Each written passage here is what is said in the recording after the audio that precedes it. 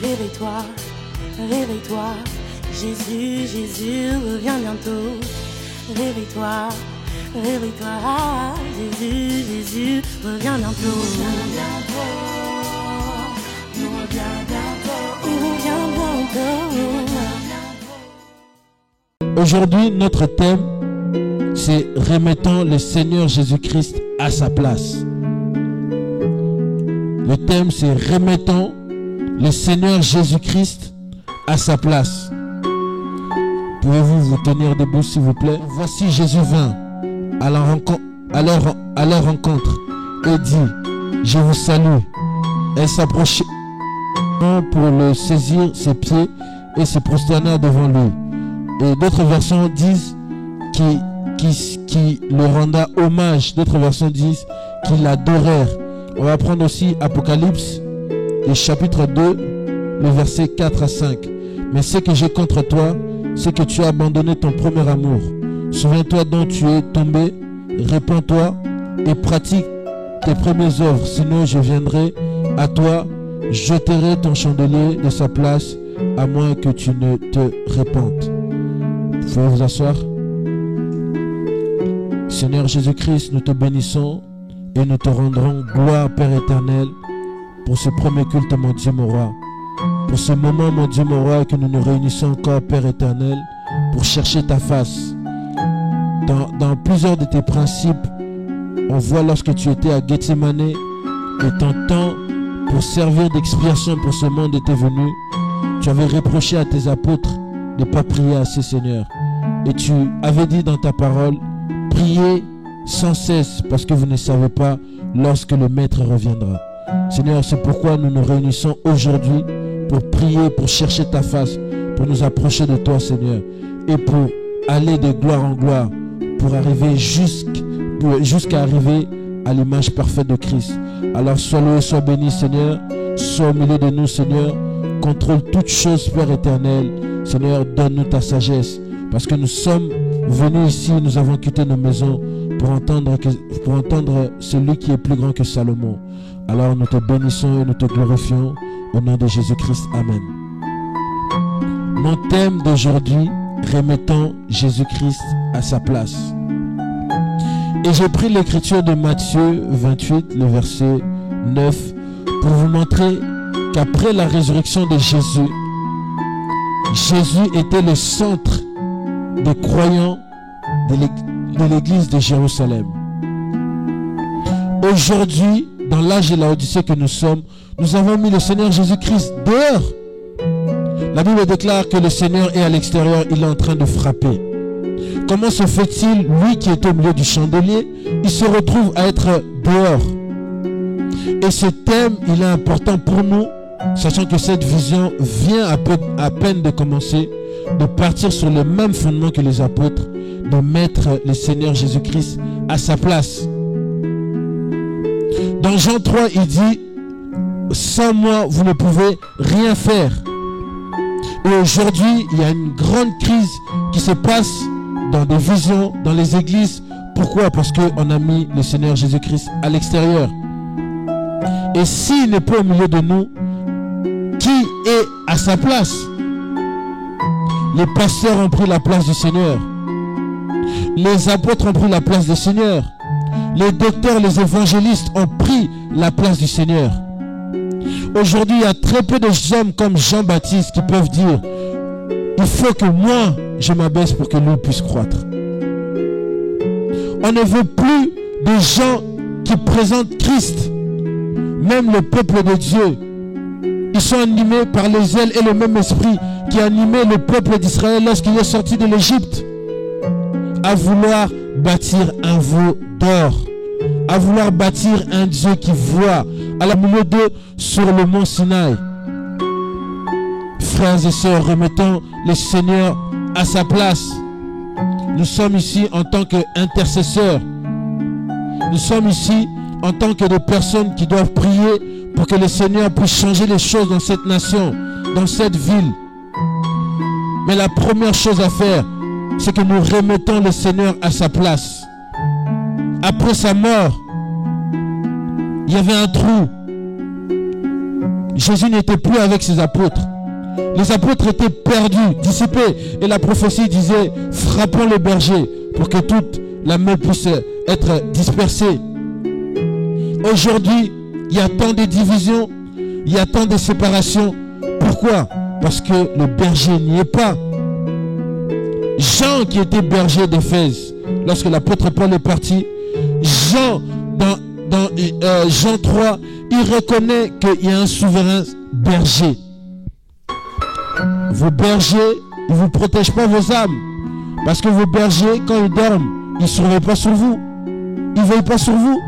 Mais il y a le souverain berger qui veille sur vos bergers et nous-mêmes. Remettons ce souverain berger au milieu de nous.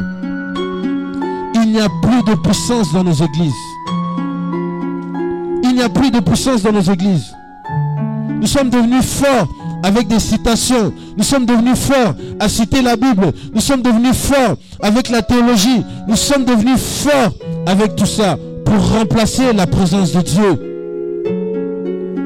Où est parti le Dieu de Gédéon? Si seulement quelqu'un ce soir peut se poser la question comme Gédéon, ou si le Dieu de nos pères est avec nous, mais où est-il?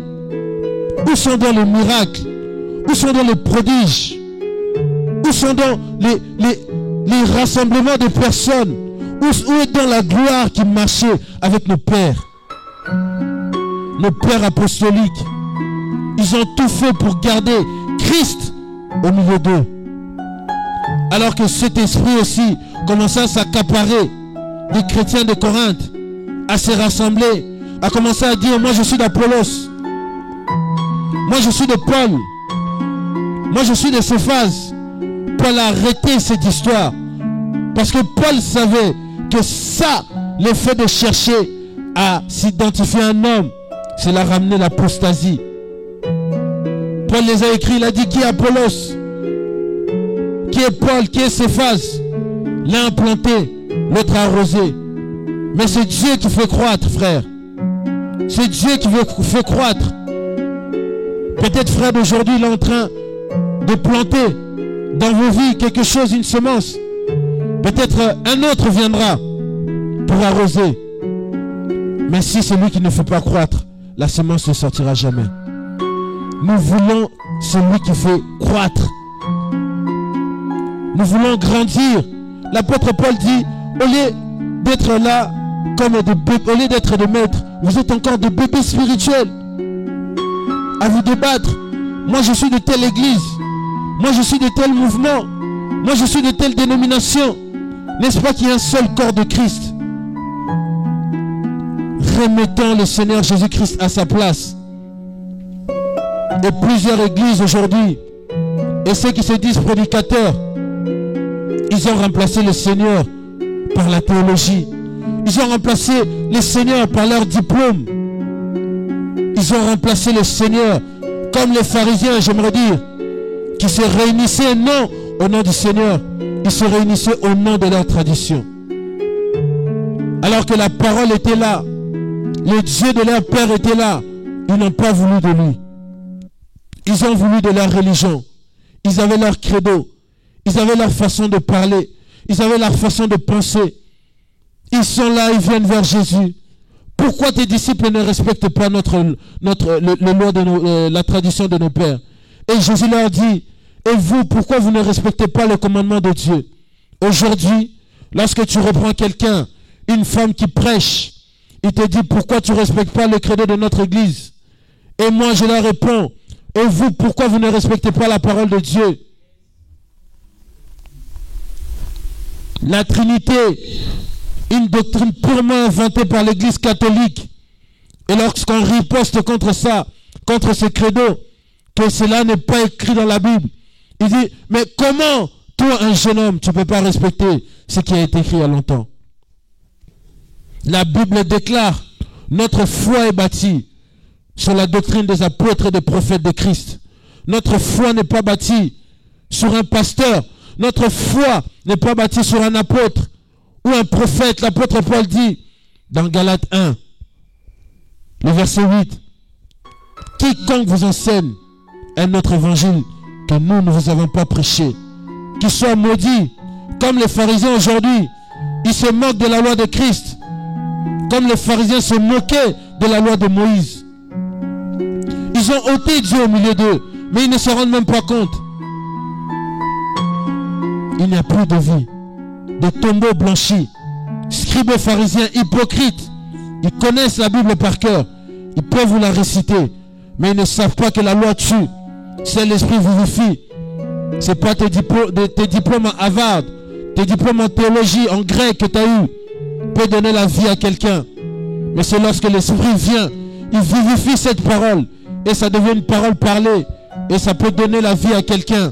Dans nos églises, les gens ne changent pas. Les chantres chantent tout en commettant les péchés. Des pasteurs maintenant, ils ont besoin d'aller toucher les gris-gris. Des prophètes pour aller chercher des devins, pour prophétiser. Remettons le Seigneur Jésus-Christ à sa place.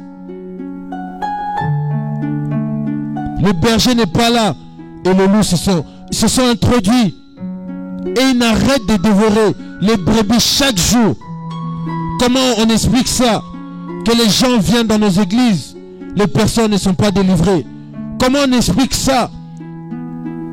Les magiciens nous défient. Mais on n'a pas la même puissance pour pouvoir montrer à ces magiciens qu'on a le Dieu créateur. Est-ce Moïse a tremblé devant les Égyptiens? Parce que Moïse avait gardé Dieu au milieu de lui. Je vous dis, je préfère que tout le monde me rejette à cause de la parole. Parce que Dieu à lui tout seul fait tout le nombre. Même si tout le monde se ligue contre moi. Luther il a dit, tout homme, on lui disait que Luther à l'extérieur, tout homme est contre toi. Il a dit, si eux tous ils sont contre moi, moi aussi je suis contre eux. J'étais affligé par quelques événements qui se sont passés ce week-end. Et Dieu m'a donné l'écriture d'Ézéchiel chapitre 3, le verset 8.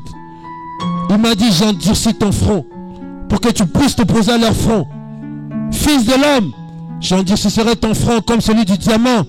Tu leur diras toutes les paroles que je te dirai. Qui ne l'écoutent ou qui ne les écoutent pas, tu leur diras ainsi a dit le Seigneur. Aujourd'hui, nous ne voulons pas quelqu'un qui nous ramène la parole de Dieu. Parce que la parole de Dieu, c'est Jésus-Christ lui-même. La Bible déclare, lorsque la lumière vient et qui éclaire dans les ténèbres, ceux qui sont cachés dans les ténèbres ne veulent pas s'exposer. Les gens vont dans les églises. Ils prient, ils ne changent pas. Toujours dans le même péché. Toujours dans le même comportement.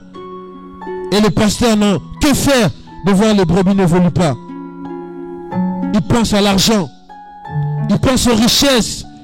Oh Seigneur, fais-nous grâce dans cette vision. Mes frères et sœurs, en tant qu'intercesseurs, nous devons avoir dans cette pensée que Dieu nous a donné quelque chose de fort.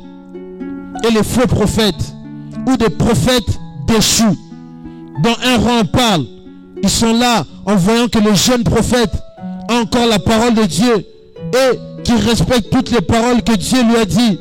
Ils lui tendent des pièges pour tomber comme eux. Cette vision, on ne veut pas que ce soit une dénomination.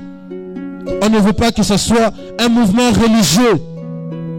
J'ai lu Finney, un homme utilisé par Dieu. Il dit la seule façon de produire un réveil, un changement dans la vie des gens, c'est de reproduire tout ce que la Bible dit. Et ces hommes-là ont reçu, ils ont réussi. Charles Finney, lorsqu'il se présentait dans une entreprise, il ne priait même pas. Rien que par sa présence, les gens commençaient à se repentir.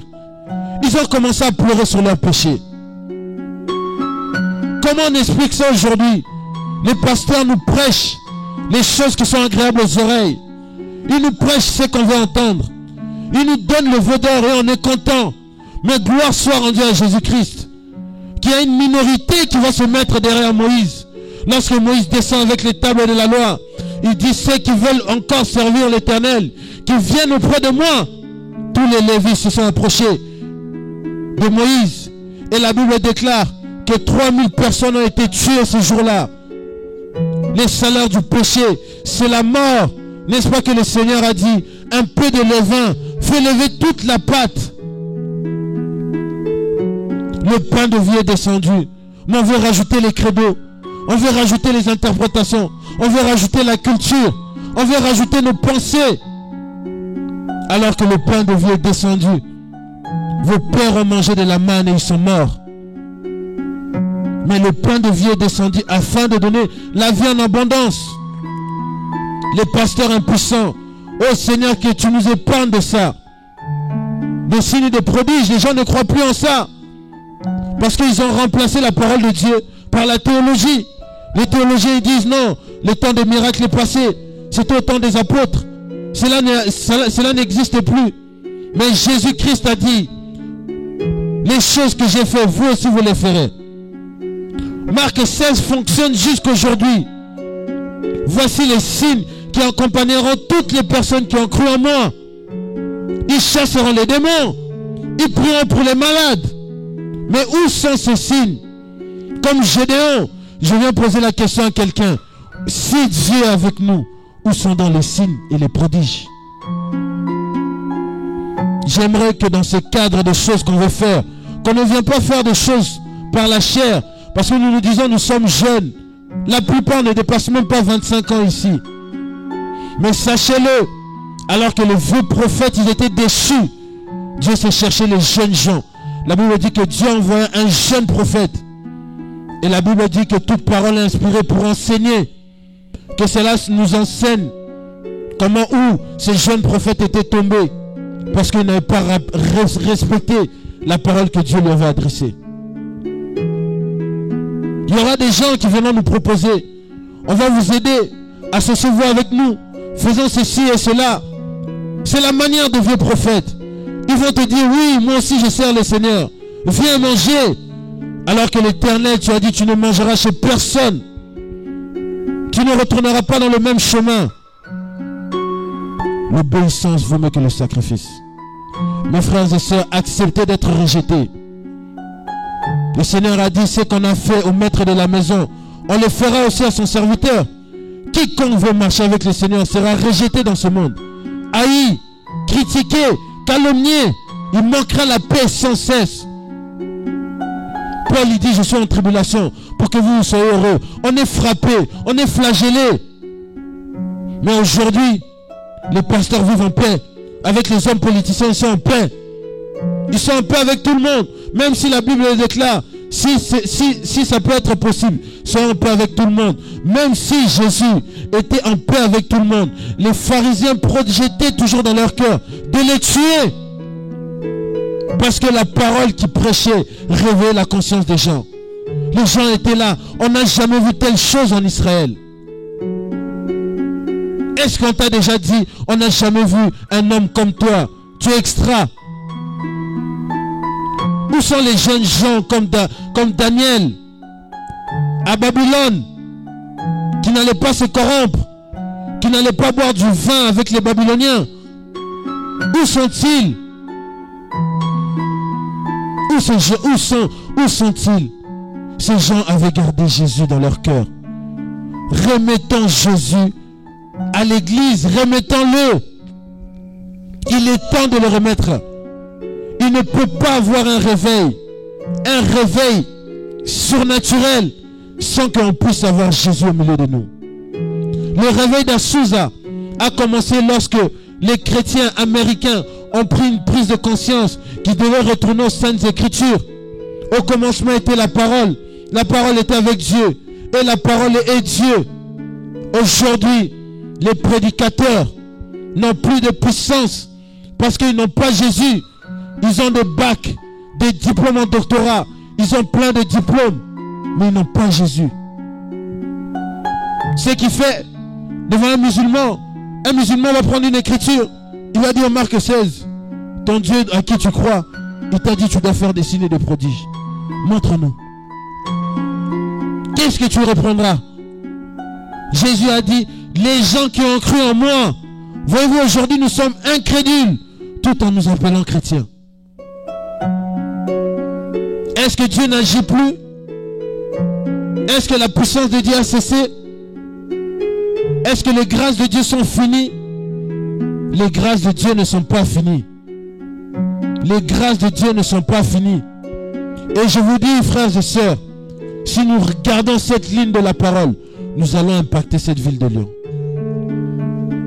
Je n'ai pas entendu amen. Nous allons impacter cette ville de Lyon. Les choses viendront à changer.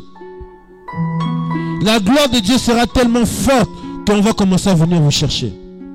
Le chaos est en train de s'accroître dans ce monde. Mais la Bible déclare que toute la création soupire pour voir la manifestation du Fils de Dieu. Je ne crois pas qu'il y aura un enlèvement sans qu'il y ait la manifestation du Fils de Dieu. Il faut qu'on voie la puissance, que les morts puissent être ressuscités. Si vous avez juste un peu de foi, comme un grain de moutarde, comme un grain, vous direz à cette montagne, ôte-toi, et va de l'autre côté. En effort en lecture, en effort en citation. Mais la puissance, il n'y a pas. La Bible déclare. On va voir ça dans le livre des Actes. Dans le livre des Actes, le chapitre 2, le verset 43. La crainte s'empara de chacun et il se faisait beaucoup de prodiges, des miracles par des apôtres. Les apôtres faisaient des prodiges et des miracles. Les apôtres qui se revendiquent apôtres aujourd'hui. Et s'ils font ça, les gens vont toucher le cabale, la cabale juive. Ils vont rentrer dans la franc-maçonnerie. Pourquoi? Parce qu'il n'y a plus de puissance. Et quand ils rentrent dans ces sectes, ils ne vous prêchent plus l'évangile. Ils vous prêchent les pensées des hommes. 1 Corinthiens, le chapitre 2, le verset 4. Paul dit, mon enseignement et ma prédication n'avaient rien des discours de la sagesse humaine, mais c'est la puissance de l'Esprit divin qui en faisant la démonstration convaincante. Ce n'était pas des discours. La prospérité, c'est des discours humains. On nous enseigne la sociologie. On nous enseigne la théologie. On nous enseigne le management. Paul, il a dit, je ne suis pas venu avec cette philosophie. Mais je suis venu avec la puissance de l'Esprit. La puissance de l'Esprit qui change les gens. La puissance de l'Esprit qui a pu changer Saul en Paul. La puissance de l'Esprit qui a changé une prostituée à une femme qui craignait Dieu. La puissance de l'Esprit qui nous a tous changés. Un jour, j'étais pécheur. Je vivais dans des boîtes de nuit. Je vivais dans la fornication. Beaucoup de gens peuvent me voir maintenant. Oh, si vous savez le Fred qui était auparavant. Mais j'ai rencontré la puissance de l'Esprit.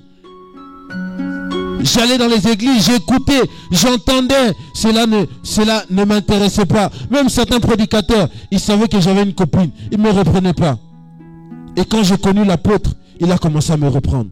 Il a commencé à m'injecter la parole. Et ces paroles me faisaient réfléchir. La lettre tue. On est fort avec la lettre de Moïse. Moïse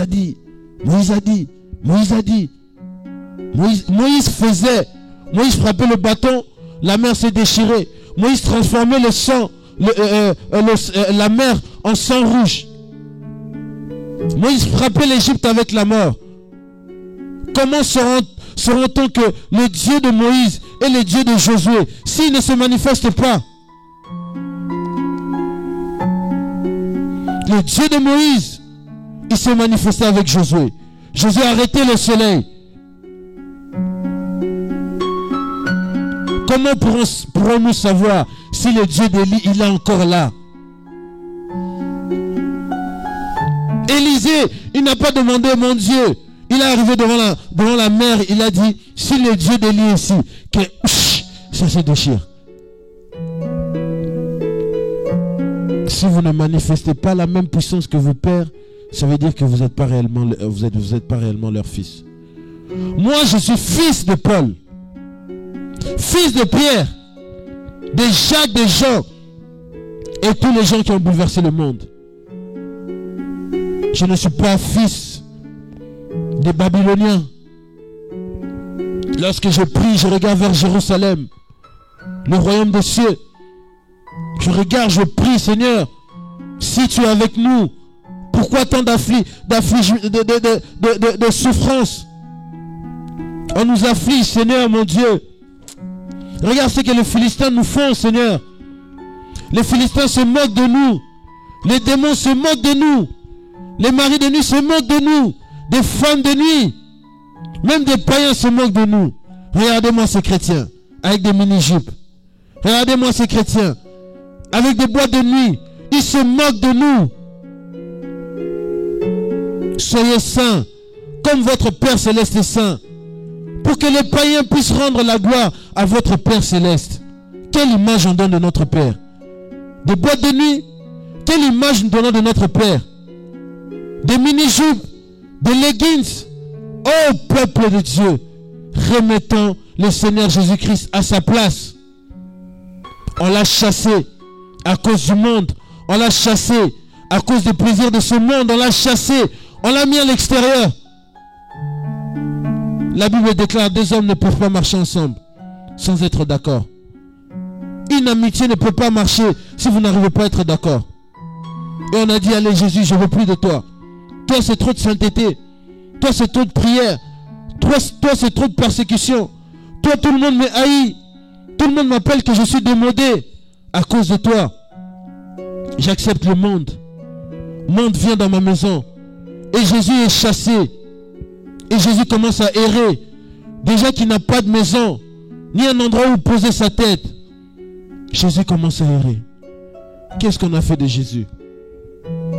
Qu'est-ce qu'on a fait de Jésus aujourd'hui? Qu'est-ce qu'on a fait de Jésus? Le Père qui aime le Fils, il lui montre toutes choses. Le Fils qui connaît tout du Père ne montrera-t-il ça à son ami? Il a dit qu'il il est l'ami parfait. Il a dit même si son ami vient frapper la nuit, lui il est toujours prêt à ouvrir la porte. Combien de fois on n'a pas ouvert la porte à Jésus? Une opportunité de témoigner vers lui, on ferme la porte. Quand je vois les musulmans, comment ils témoignent leur foi, on leur critique même par les médias qui se cachent et tout ça, ils témoignent leur foi. Nous les chrétiens devant les païens, on est païens. Devant les croyants, on est croyants. Éloignez-vous de moi, il dira, vous qui commettez l'iniquité. Il a dit: quiconque tient la charrue, et il commence à regarder derrière lui, il n'est pas digne de moi. Combien de fois on a tenu la charrue et on regardait derrière? Et plusieurs de vous qui sommes ici, on sera amenés à travailler dans cette vision. Et cette vision, le Seigneur a annoncé ça dès le départ. Cette vision sera combattue. Les premiers sont déjà combattus et on commence déjà à commencer. On sera combattu énormément. Non seulement spirituel, mais charnellement aussi. Parce que la Bible le déclare. Au temps de la fin, les gens deviendront ennemis des gens de bien. Ils aimeront le monde plus que Dieu. Parce que la parole de Dieu accuse le monde. Et ils ne veulent pas entendre cette parole. C'était l'exhortation de ce soir. Remettons Jésus-Christ à sa place. Je ne sais pas comment tu marches avec le Seigneur. Dans ta vie, dans ta famille. Et nous allons prier pour cette ville de Lyon. Pour que le Seigneur puisse revenir ici. Commence à prier pour ta vie. Commence à dire: Seigneur, je te remets dans ma vie. Je te remets à ta place dans ma vie, Seigneur. Je te laisse tout le contrôle de ma vie, Seigneur. Seigneur, des fois j'ai mis mon orgueil au devant de moi. Seigneur, des fois j'ai mis la façon de ce monde au devant de moi. Mais Seigneur, ce soir je viens te redonner ta place. Toi, ami fidèle, je t'ouvre la porte de mon cœur. Commencez à prier. Réveille-toi, réveille-toi. Jésus, Jésus revient bientôt.